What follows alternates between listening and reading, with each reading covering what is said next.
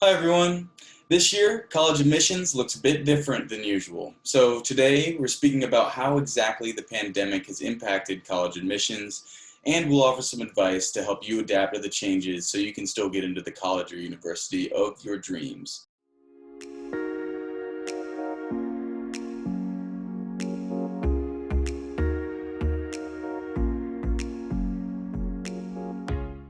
As our guest, we have Joe Korfmacher, Director of College Counseling at Collegewise. Joe, thanks so much for being with us. Happy to be here. Thanks for having me.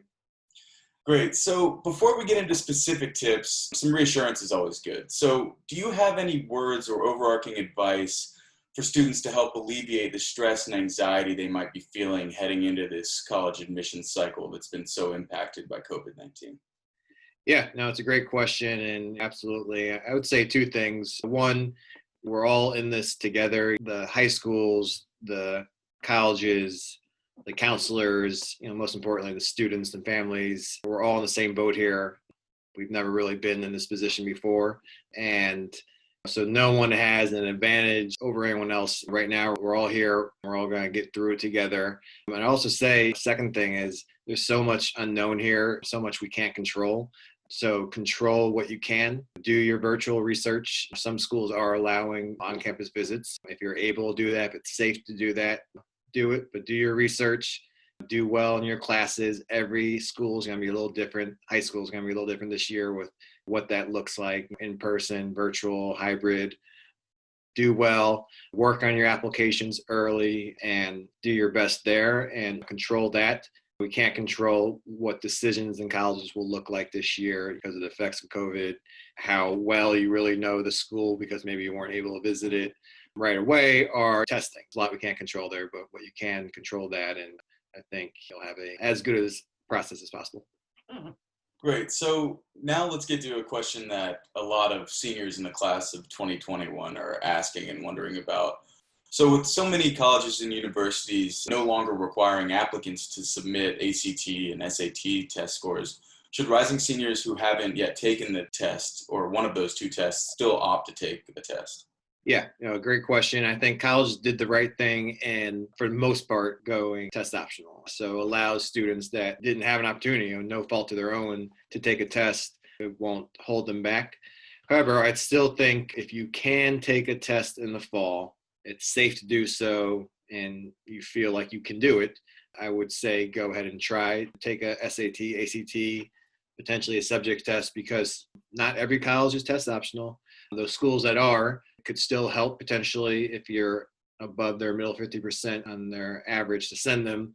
And it could help with scholarships for some colleges. So you shouldn't feel like you're not going to get in college or you're not going to get any money if you don't take a test. If it's not safe to do so, don't do it. But if you have the opportunity, one of the remaining test dates this late summer or fall, I think it is worth it to at least try to take. Great. So kind of like a follow-up question on that, what if a student already has an SAT or ACT test score and is applying to, say, schools in the University of California system that don't require applicants to submit scores this year? Should that student still submit scores or leave them out? Does it kind of depend on how good or impressive their scores are? The easiest kind of rule of thumb to go by is, colleges have public knowledge. You can find all different admissions websites, a middle 50%. So a school may have a middle 50% ACT of 23 to 28. If you're within that range or above it and they're a test optional school, I would go ahead and send those scores. I think it's going to help you. If you're below the 23, maybe you have a 20 or 19 and pretty good grades, I would hold back from sending the scores. So you really want to do that for each school, see where you're at with that particular school. If you're in the middle 50% or higher, send the scores. If not, and they're test optional, then it's probably best this year to hold back those scores. Okay, so now getting to another topic that students have kind of voiced concerns about. In March and April, many of the high schools in the country moved to a pass-fail grading system. So do you have an idea about how college admissions officers will interpret those pass-fail grades?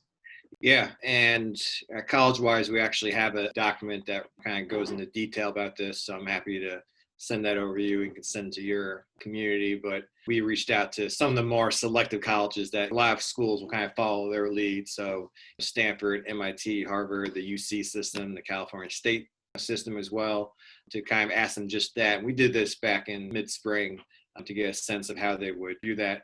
And 100% across the board is that it will not have a negative effect on students. The reason being is that, again, no fault to the student at all. If the high school has made the decision to go pass, fail, credit, no credit, the college will respect that and just focus more on the classes the student was taking. Obviously, did they pass the test or not? And what classes they're taking senior year, I think, will be even more important. I think it's possible this year, more than ever, more schools will kind of wait to see first quarter grades. If they're giving grades, if they're still pass fail, that's fine. Again, we have multiple quotes from admission counselors from top schools that very clearly say it will not affect you negatively at all. It will be a school by school kind of thing that they're looking at. So kind of sticking with extracurriculars and how they've been canceled, how can students then stand out to admissions officers and show them their more personal sides? Is this kind of where the essay portion comes in? Essays, absolutely. So you have that personal statement that most colleges will read. I think that's really important for them to get a sense of who you are, connect with you. It's always been an important part of the process, but I think even more so now. And then schools have the supplemental essays where they ask specific questions to get to know even more about you and potentially why you want to go to that college. And that kind of leads into the second piece that's just as important, even more so this year, is demonstrated interest. In the past, did you visit the college? Did you go to the high school fair? Did you go to a college rep visit when they were at your school during lunch? A lot of that couldn't happen this year because of travel restrictions, but you still have the opportunity to email the admission counselor, to do your research, to sign up for their emails. And I think colleges will really be closely looking at each student, how they're applying, the potential of them enrolling in the fall if they're offered an acceptance. Demonstrate interest will be important there. And also, I think we all know APs this year were kind of a mess with the testing online, all that. But maybe in place of SATs or subject tests, I think colleges want to hear about senior year as well. Like, what are you hoping to do? What are you hoping to get involved in if you have the opportunity? And again, it comes back to also the courses that you're taking, and you're applying to selective colleges and you're a good student. They're going to want to see that you are taking pretty competitive course load your senior year as well. So one of the portions they added to the Common App this year was a COVID-19 section. So for all the viewers out there who don't know, the question gives students a space to describe in about 250 words how they've been impacted by COVID. So my question to you is, how should students use this section to increase their chances of being admitted to their choice schools? Yeah, I think you want to be really smart here. And the exact words and part of it are colleges care about the effects on your health and well-being, safety, family circumstances, future plans, and education, including access to reliable technology and quiet study spaces. So I think if your summer camp that you're going to be a counselor at was canceled due to COVID, probably not a spot for you to write that. But if you're someone that relied on school in the late winter and spring for internet, lost that access, a really good spot for that. You shouldn't just use it as a place to kind of complain, I guess, in many ways. But I'm really happy they have that there. It should help a lot of students that really were truly affected by COVID to let colleges know why. Great. So at the time we're filming this, which is about mid-August, many students are starting their senior years right now. So what should those students be doing and thinking about to put themselves in a position to be admitted to their choice schools? What should they be doing right now?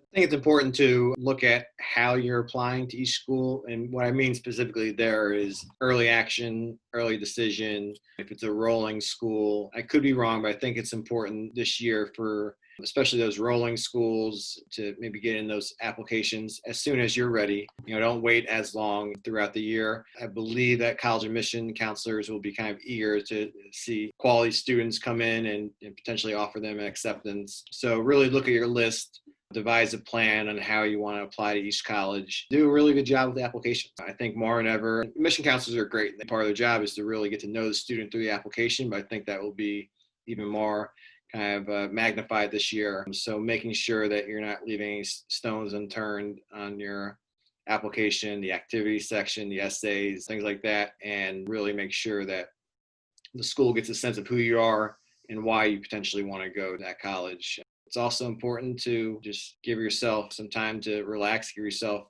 a break. Last 6 months have been really hard. The next few months will be tough too. There's going to be a lot of changes. School will look different, and you're adding on applications. It's going to feel overwhelming at times. So make sure that you're giving yourself some healthy outlets. You're talking to people, and in the end, you realize that it will be okay, and you will end up somewhere that's a really good fit for you. Great. So kind of just to wrap up here, one last question. I know a lot of students are thinking about potentially skipping out on the college admissions process this year because they want to take a gap year next year instead of go straight into college. Would you say that's advisable right now? Gap years are great. They've been around for a long time, and for the right individual, they can be a great opportunity. But I just want to make sure that students have a plan. Like, you're not just throwing the word gap year out there like, oh yeah, I'll take a gap year and figure it out. Have a plan, whether that's a program that you're being involved with, you're doing volunteering, you have a job, doing individual research, whatever it is, have a plan.